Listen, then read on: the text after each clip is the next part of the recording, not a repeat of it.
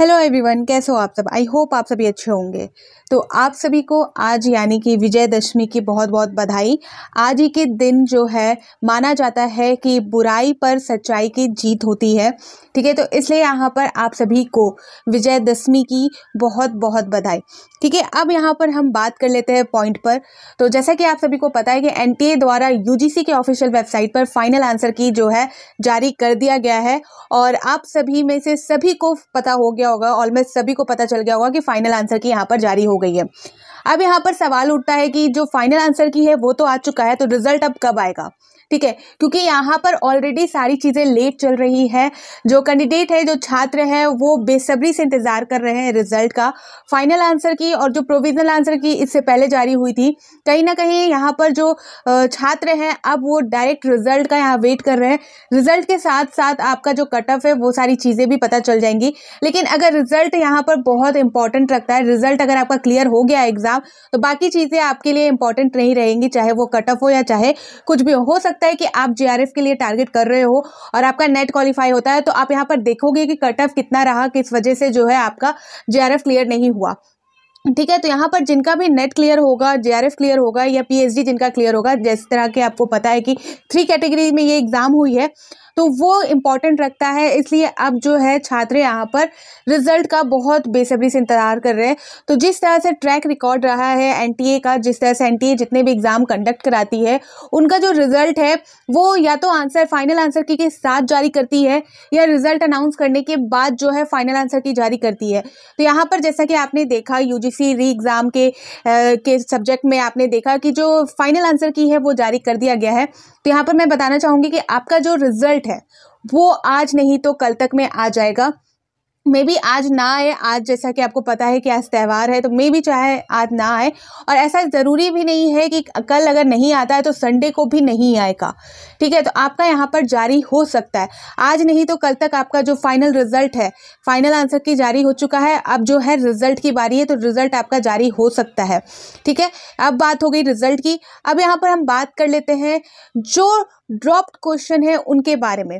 आप सभी ने जो है फाइनल आंसर की चेक किया होगा, तो आप सभी ने एक चीज नोटिस की होगी कि यहाँ पर आपको जो है डी जैसा यहाँ पर देखने को मिल रहा है। ठीक है, यहाँ पर डी का जो सिंबल है वो देखने को मिल रहा है, जो लेटर है डी, वो आपको कहीं कहीं देखने को मिल रहा होगा।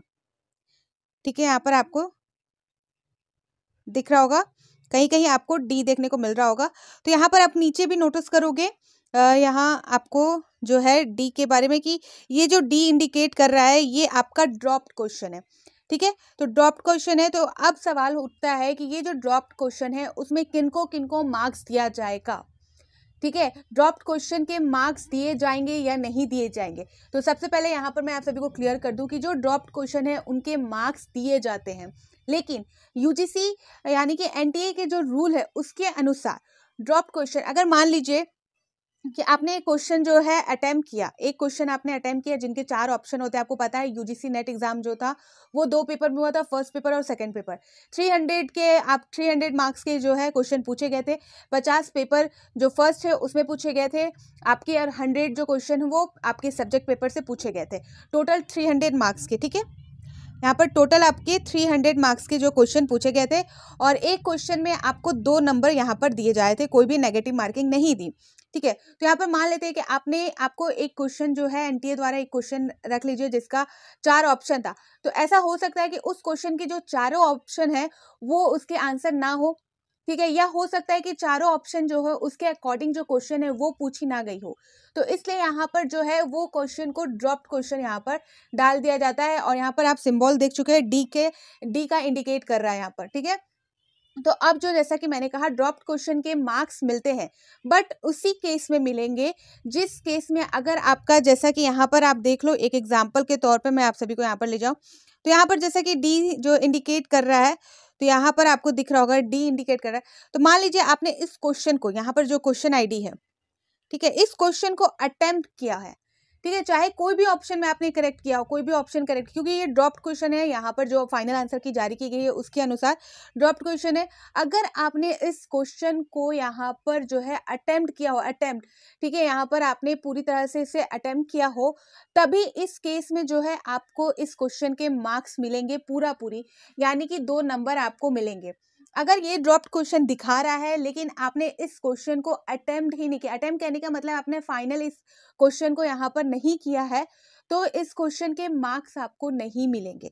जिन्होंने इस क्वेश्चन को अटेम्प्ट किया होगा, जिन्होंने इस क्वेश्चन को किया होगा, उनको यहाँ पर जो है मार्क्स मिलने वाले हैं। ठीक है, तो ये सारी चीज़ें आपको क्लियर हो गई कि जो ड्रॉप्ड क्वेश्चन के मार्क्स है वो सभी को मिलेंगे अगर उन्होंने जो है क्वेश्चन अटेम्प्ट किया होगा, क्वेश्चन को किया होगा। अगर उन्होंने क्वेश्चन अटेम्प्ट नहीं किया, क्वेश्चन को स्किप कर गए हो, या इन्होंने, ठीक है, आपको क्लियर समझ आ गया, आपने क्वेश्चन अटेम्प्ट किया है तभी जाके आपको जो ड्रॉप्ड क्वेश्चन है उसके मार्क्स मिलने वाले हैं। अगर आपने उस क्वेश्चन को अटेम्प्ट नहीं किया तो इस क्वेश्चन के जो मार्क्स है, यानी कि ड्रॉप्ड क्वेश्चन के जो मार्क्स है वो आपको नहीं दिए जाएंगे। अब यहाँ पर थोड़ा बात कर लेते हैं कि आगे क्या करना चाहिए। तो जैसा कि बहुत लोग रिजल्ट फाइनल आंसर की का वेट कर रहे थे, यहाँ पर फाइनल आंसर की जारी हो गया है, तो कुछ चीज़ चेंज तो नहीं हुई, सारी चीज़ें आपको ऑलरेडी पता ही थी, क्योंकि प्रोविजनल आंसर की जारी हो जाने के बाद कुछ ना कुछ आपको अंदाज़ा हो गया था। यहाँ पर 2-4 का फ़र्क है और कुछ तो हुआ नहीं। रिजल्ट यहाँ पर अनाउंस होने के बाद जो है क्लियर हो जाएगा कि किनका यहाँ पर एग्ज़ाम क्लियर हुआ है या नहीं। लेकिन यहाँ पर बात मैं करूँगी कि आप जो है दिसंबर वाले मंथ के एग्ज़ाम की तैयारी पर लग जाइए, क्योंकि एनटीए का कोई भरोसा नहीं है। अगर एनटीए चाहेगी तो वो 2 महीने के अंदर जो है आपका दिसंबर वाले मंथ का एग्ज़ाम कंडक्ट करा लेगी। ठीक है, आप कुछ भी नहीं कर पाओगे यहाँ पर। इसलिए यहाँ पर आप ये मत सोचो कि उन्होंने रिजल्ट जारी किया है लेट में, या सारी चीज़ें लेट हुई है, अभी तक एप्लीकेशन फॉर्म फिल नहीं कराया गया है, कुछ भी नहीं हुआ है दिसंबर वाले मंथ के एग्ज़ाम को लेकर, तो हो सकता है एग्ज़ाम लेट हो जाए, जनवरी में चला जाए, तो ऐसा ज़रूरी नहीं है। अगर एनटीए चाह जाए तो वो जो है दिसंबर में भी आपका फाइनल एग्ज़ाम ले सकती है। तो यहाँ पर मैं फाइनली एक ही बात बोलूँगी कि आप जो है दिसंबर वाले एग्ज़ाम की तैयारी कीजिए। जिनको लगता है कि उनका क्लियर नहीं हो पाया है, या जो चाहते थे कि जेआरएफ क्वालिफाई करना, लेकिन वो उनका जो मार्क्स है, जो फाइनल आंसर की को देखकर समझ आ रहा है कि उनका नेट या पीएचडी के लिए ही क्लियर हो पाया होगा, तो प्लीज़ आप यहाँ पर दिसंबर वाले एग्ज़ाम की तैयारी में लग जाइए। यहाँ पर बिल्कुल टाइम नहीं है। अगर एनटीए ने कह दिया, नोटिस जारी कर दिया, या प्रोसेस शुरू करा के 15 दिन के अंदर वो एप्लीकेशन फॉर्म फिल करा देगी, करेक्शन डेट के लिए 1 हफ्ते का टाइम देगी, उसके बाद जो है एग्ज़ाम डेट जारी कर देगी, फिर सिटी स्लिप जारी कर देगी, फिर आपका एडमिट कार्ड भी आ जाएगा, और आप सोचते रह जाओगे कि इतना जल्दी कैसे हो गया। तो इससे अच्छा है कि यहाँ पर आप टाइम का यूटिलाइज कीजिए, फालतू चीज़ें छोड़ दीजिए। जब रिजल्ट आएगा, पता है कितनी भी चीज़ें बोलने के बाद भी जो इंतज़ार रहता है रिजल्ट का, वो आपको रहेगा ही, लेकिन आप एक चीज़ और ध्यान रखिए कि आपका टाइम बर्बाद हो रहा है इन सब चीज़ों में।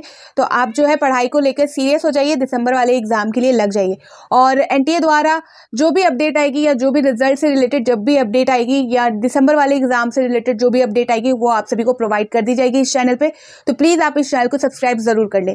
तो फिर मिलती हूँ नए अपडेट के साथ। तो बाय बाय।